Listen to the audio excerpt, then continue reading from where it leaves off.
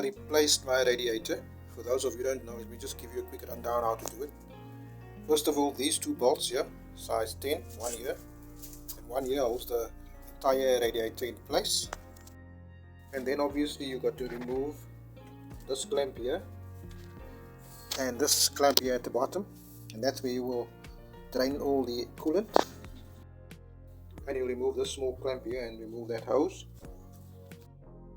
and you will remove this power connection here to the fan, and you will also remove the thermal switch power connection down here.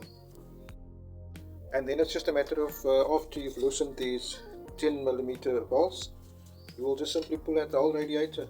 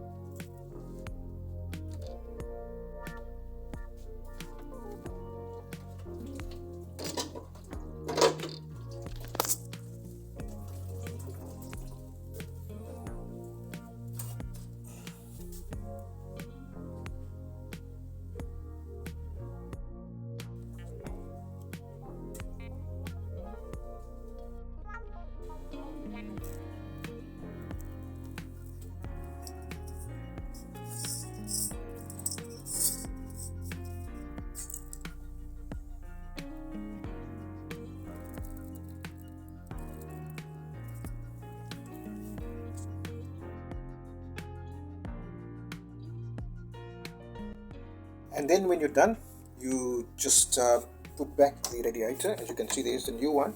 Put back all your pipes that you've detached. Just reattach it again, power connections and your thermal switch and everything that you've detached, and that's it. There you have a new radiator, and it will cool off your engine much better, because mine was a bit corroded inside, as you can see. Thanks for watching, guys. Hope this helps.